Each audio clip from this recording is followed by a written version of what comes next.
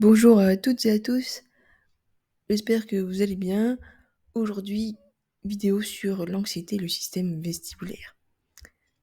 Donc, le système vestibulaire, c'est le système qui se développe en premier in utero avec le système tactile.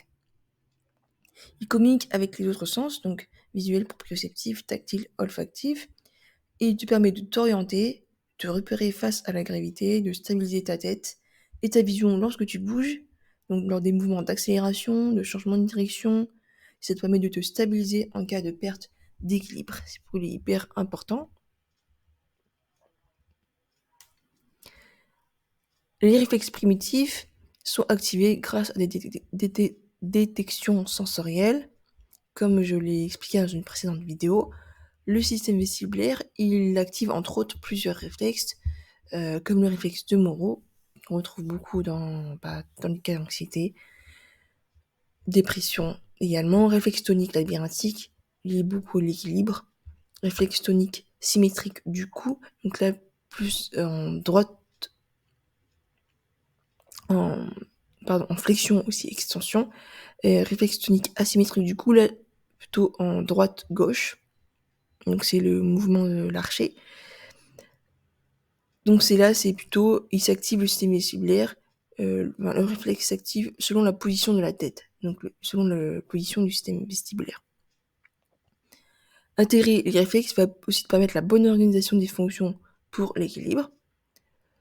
Donc un signe de déficience de ce système, ça peut être une démarche par la droite, regarder tout le temps ses pieds, trébucher facilement, manque de coordination, avoir des maux de transport, être malade dans les manèges, vertige, migraine, nausée, étourdissement. Donc éviter les chutes, c'est une priorité pour l'être humain. Rétablir son équilibre va donc être primordial et il va trouver toutes les compensations possibles pour pas que tu tombes. En utilisant notamment aussi les réflexes, évidemment, comme le réflexe de Moro, ou réflexe de tendre les bras ou s'agripper, sont nécessaires en cas d'urgence, mais ils ne doivent pas s'activer à chaque stimulation sous peine d'épuiser le système.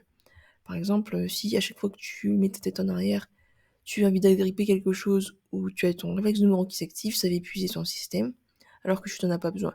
Si tu as risque de tomber, par exemple, quand un bus s'arrête brusquement, lorsque l'image de glisser sur une peau de banane, là, évidemment, réflexe va être utile. Même si c'est à chaque fois, ça va épuiser ton système et on sait que à chaque fois qu'un réflexe est activé, ça active le système sympathique et la sécrétion d'hormones de stress, cortisol, adrénaline, noradrénaline.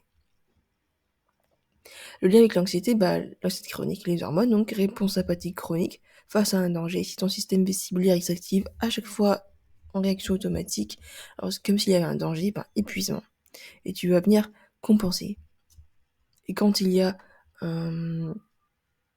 beaucoup de compensation, tu peux avoir des symptômes qui peuvent apparaître au niveau du vestibulaire comme des vertiges, migraine.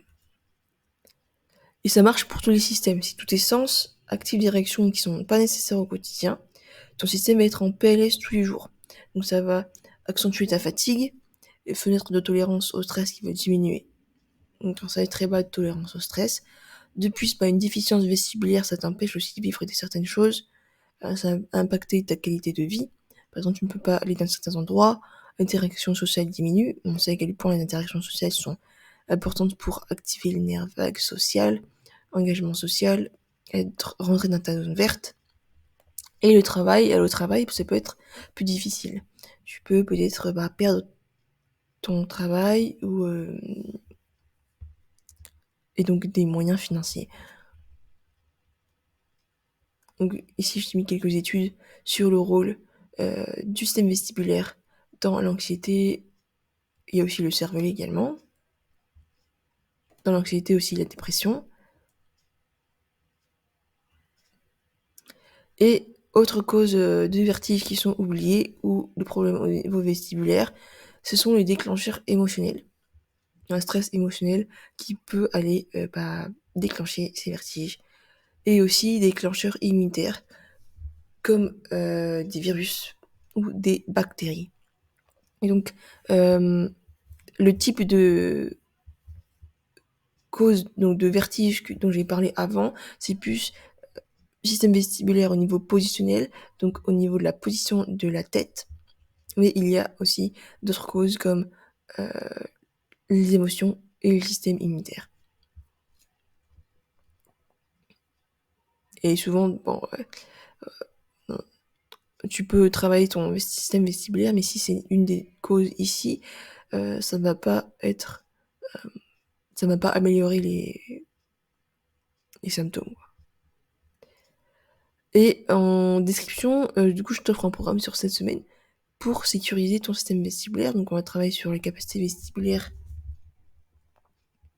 en progressivité, du coup, pour renforcer les capacités d'équilibre, mais aussi tes vertiges. Donc, le lien sera en description. Et puis, si après ça ne s'améliore pas, c'est que il peut y avoir une raison sous-jacente, donc c'est-à-dire les vertiges au niveau émotionnel ou immunitaire, et ça se travaille en séance, donc en neurologie fonctionnelle. Et le système vestibulaire aussi positionnel se travaille en neurologie fonctionnelle, c'est plus rapide. Voilà, j'espère que tu as appris quelque chose et je te revois dans une prochaine vidéo. Je te souhaite une très belle journée, très belle soirée, dépendant d'où tu es. À très bientôt, merci pour ton écoute.